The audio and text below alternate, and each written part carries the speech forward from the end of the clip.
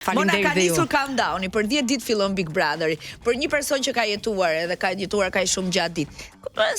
Si janë pritshmëritë? Si e prit? Unë për shembull, si moderatorja e Big Brother Radio kam një tjetër gjendje. Ti si e ke tënde? Unë ku e di, unë tani që ti e the, për shembull, ja unë kam kap duar dhe më kapi një si ftohtë, një si emocion, një si ankth.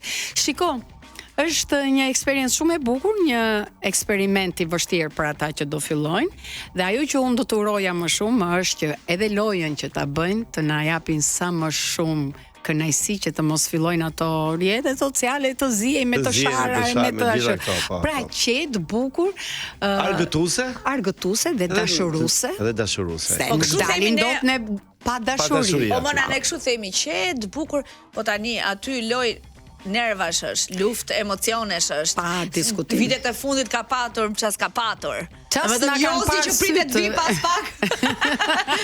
Jozi është me dy menje, domethënë nëse trafiku do ta trafik. Po ai do vi, sido që tjetë. Nëse Jozi ngel në trafik, në këtë program është ngelur përgjithmonë, dhe ta dëgjoj tani live. Po e dëgjon live. Jo, nuk ngel ai, s'ka pse ngel, po ai do vi. Kështu që Mona, s'mund të jesh aq qet, po thoni. Edhe kur të vi do t'i hap derën, mbaj mend të s'japa derën. Ja hapë derën ti po e hongra.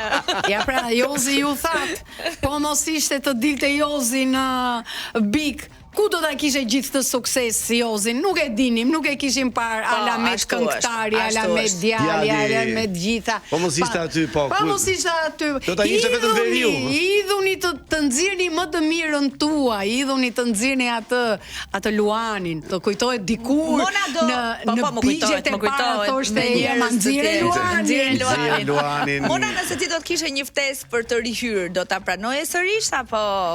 Shiko, një pjesë imja thot po. Pse e thot po? Ndërsa vajza më thot jo.